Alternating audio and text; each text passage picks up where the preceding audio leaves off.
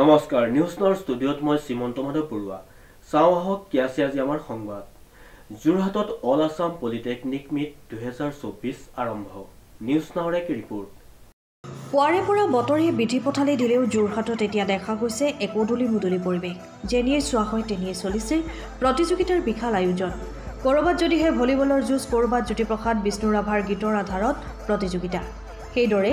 আকস্মিক কুইজৰ লগতে কৰবাত আকৌ নৃত্যৰ শোভা মুঠতে বিভিন্ন প্ৰতিযোগিতাত ব্যস্ত হৈ পৰিছে শিক্ষাৰ্থী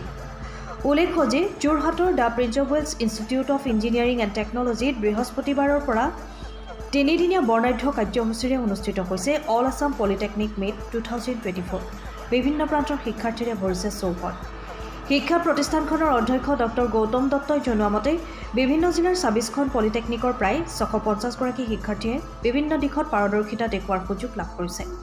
প্ৰত্যেকেই নিজৰ প্ৰতিভাৰে শ্ৰেষ্ঠতম খিতাপৰ দাবীদাৰ হোৱাৰ গৌৰৱ অৰ্জন কৰাৰ কামনা কৰে অধ্যক্ষগৰাকীয়ে আজি পুৱা পতাকা উত্তোলনেৰে কাৰ্যসূচীৰ শুভাৰম্ভ হোৱাৰ পিছতে সকলোৱে মাছ পাষ্টত অংশ লয় শনিবাৰে মুকলি সভাত বহুকেইগৰাকী গণ্যমান্য ব্যক্তি উপস্থিত থকাৰ লগতে পাৰদৰ্শিতা দেখুওৱা প্ৰতিযোগীসকলক পুৰস্কৃত কৰা হ'ব Institute of Engineering and Technology পদৌ অসম পলিটেকনিক মিট 2024 অনুষ্ঠিত হৈছে তিনিদিনীয়া কাৰ্যসূচীৰে আজি প্ৰথমতে আমাৰ ইনগ্ৰেশ্যন চেৰিমনি হৈ গ'ল ফ্লেগ হোষ্টিং চেৰিমনি হৈ গ'ল ইয়াৰ পাছত আমাৰ বিভিন্ন ধৰণৰ খেলৰ প্ৰতিযোগিতাসমূহ লগতে আমাৰ কালচাৰেলৰ বিভিন্ন ইভেণ্টসমূহ আৰু লিটাৰী ইভেণ্টসমূহ আৰম্ভ হৈছে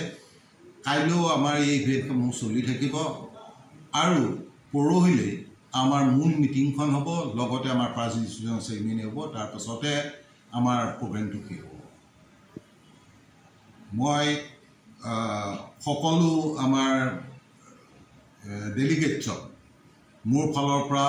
এই সুবিধাতে সকলোকে মই মোৰ ফালৰ পৰা শুভেচ্ছা জনাইছোঁ তেওঁলোকে তেওঁলোকৰ বেষ্ট যিটো পাৰফৰ্মেঞ্চ সেইটো যাতে তাত দিয়ে ইয়াত যাতে দিয়ে সেইটো মই আশা কৰিছোঁ আৰু আশা কৰিছোঁ যে আমি আমাৰ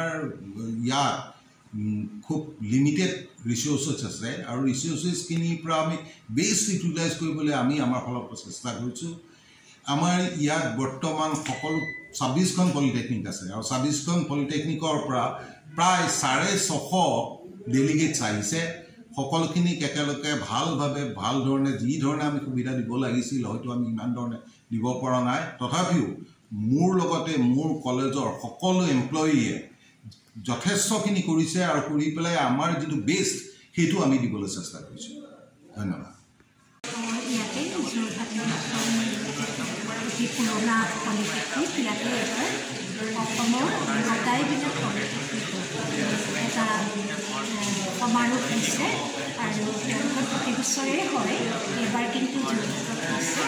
আৰু তাতেই তেওঁলোকে এটা বিজ্ঞানৰ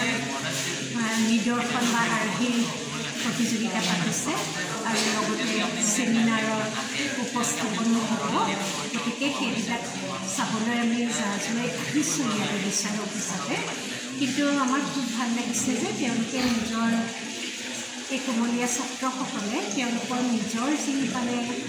ধাৰণা সেই ধাৰণাবিলাক খুব সুন্দৰকৈ উপস্থাপন কৰিছে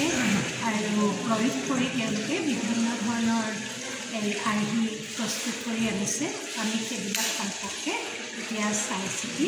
আমাৰ খুব আনন্দ লাগিছে আৰু বিভিন্ন ঠাইৰ পৰা আহিছে ইয়ালৈ গুৱাহাটী গোৱালপাৰা নলবাৰী তাৰপাছতে চিৰাং এই সকলো ডিষ্ট্ৰিক্টৰ পৰা অংশগ্ৰহণ কৰিছে ল'ৰা ছোৱালীবিলাক আহিছে আৰু এই প্ৰতিযোগিতাই তেওঁলোকক হয়তো এটা নতুন দিশ নিৰ্দেশনা দিব পাৰিব বুলি আমি আশা কৰিছোঁ কাৰণ তেওঁলোকে চিন্তা কৰিলে সেই চিন্তা চৰ্চাৰে তেওঁলোক সমৃদ্ধ হ'ব আন্তঃ পলিটেকনিক সমাৰোহত বিজ্ঞানৰ আৰ্হি প্ৰতিযোগিতাত আমি বিচাৰক হিচাপে আহিছোঁ ইয়াত ভালেমানকেইখন পলিটেকনিকৰ পৰা ছাত্ৰ ছাত্ৰীয়ে আৰ্হি প্ৰদৰ্শন কৰিছে আমি সঁচাকৈ সুখী হৈছোঁ তেওঁলোকৰ প্ৰদৰ্শনত তেওঁলোকে বিভিন্ন দিশত আলোকপাত কৰিছে যেনেকৈ গুৱাহাটী চিৰাং নলবাৰী আৰু বিভিন্ন জিলাৰ পৰা তেওঁলোক আহিছে কোনোবাই হয়তো যিটো পেলনীয়া বস্ত্ৰৰে কিছুমান আৰ্হি নিৰ্মাণ কৰিছে কোনোবাই প্ৰতিৰোধকৰ ওপৰত কৰিছে কোনোবাই আপোনাৰ সৌৰশক্তিবিলাকৰ ওপৰত কৰিছে তেওঁলোকৰ চিন্তা চৰ্চা দেখি তেওঁলোকে যথেষ্ট পঢ়া শুনা কৰি পেলাই সুন্দৰ প্ৰদৰ্শন কৰিছে আৰু তেওঁলোকৰ উজ্জ্বল ভৱিষ্যত আমি কামনা কৰিছোঁ